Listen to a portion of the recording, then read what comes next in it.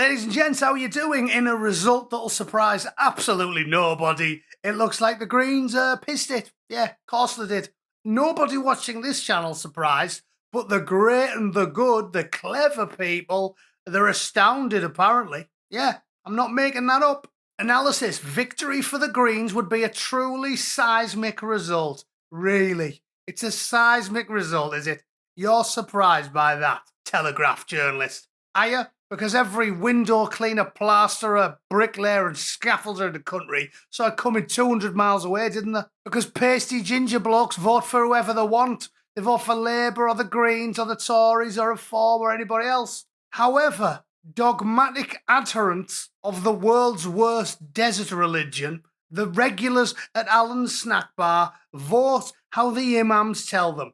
And you'd think this was a vote, the biggest issue of the day wasn't economics or the treatment of the elderly or the NHS or education or roads or schools or anything else. You'd think the biggest issue of the day was what's happening on the Gaza Strip. Unbelievable. 5 Pillars put a 4-minute video up all about it, interviewing loads of people. You don't need to watch them all. You can just listen to the first one, and then, as you might expect from theocrats, it's like a Xerox copy. You don't need to watch them all. You don't need to pull 25,000 of them. You just need to talk to one of them. Let's see what they care about, shall we? Greens, because first of all, they care about the environment, which is something that's inherent to the Islamic culture and Islam generally. And most of all, I joined the Greens when the Gaza genocide began, and I looked for someone who just made sense about it.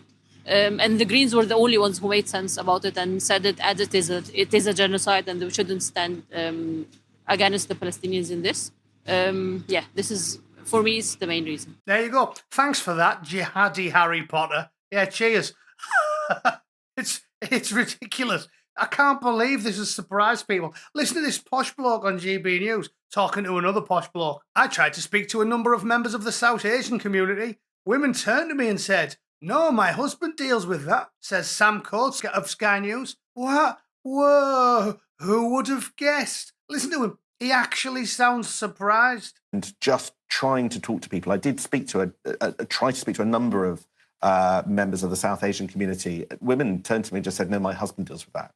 Gosh. And I was quite struck by that. Obviously, we couldn't capture that on camera. And I think that this is going to dominate the night. I love that. Oh, I was quite struck by that. Gosh. Yeah, they're both surprised. Yeah, the great and the good are surprised that hot-bellied barbarians who tell their wives how to vote do it in public in 2026.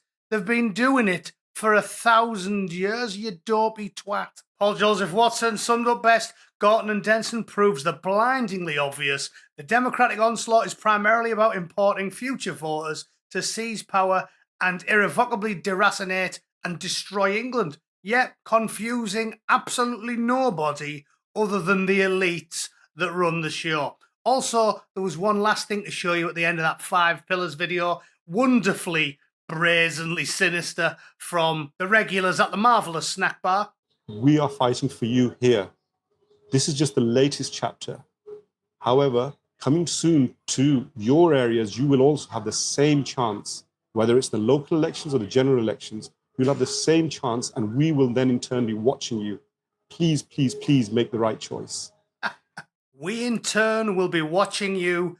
Please make the right choice. And as I've made a video about 5 Pillars, basically ran by Osama bin Laden's right-hand man. So there you go. That's the story of the hour. I'm going to end with one thing I never thought I'd do, which is defend Starmer, right? They're going to blame Starmer and go, it's all just because of Starmer. It's all because of Starmer. It's because nobody likes him. No, nobody likes anyone in the Labour Party. It's not like David Lammy or Ed Moribund are so charismatic and charming, everybody would have come out for them in droves. This is just a foreshadowing of exactly what is coming for the entirety of England, nay, the whole of Western Europe, right? Doomsayers like me have been saying it for years. In 30 years' time, Europe will be Eurabia, okay? It's happening. It's not because of Starmer. It's because Labour tried to do that please everyone, please no one, sit on the fence, say nice things about the 4B2s, say nice things about the snack bar.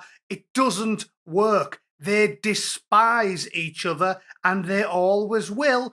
And the second Britain and France and Germany become 51% snack bar, kiss your freedoms, your social life, and glancing at your wife's ankles, goodbye. Okay? This is all it is. It's not about Starmer. It's not about anything clever. It's not about geopolitics or unemployment or homelessness or the education system. It's the vote tribally. Everybody knows they vote tribally. They've been doing it for 1,000 years. They've been doing it ever since they stepped foot in Western Europe, and they're going to keep on doing it. So when those numbers keep going up and the white local natives' birth rate keeps going down, this is inevitable. Inevitable. The new world is inevitable. It's what? Inevitable. One more time? Inevitable! Kim Jong, who frankly I would rather toil away under than Abu al-Zarqawi or whoever else is going to end up the Prime Minister by about 2040. So you're in the shit, boys and girls. This isn't surprising to anybody working class who glances out the window occasionally, but it's going to be a bombshell to everybody in the Houses of Parliament and the House of Lords. Amazingly, I don't get it, but we are where we are. Still, every cloud has a silver lining. And let me tell you, as a bloke, it won't be that bad. Fake a conversion, openly support homophobic, terrorist-aligned political outfits, and you'll be at the top of the tree. You can start getting noshed off by a teenager who you get forcibly married to.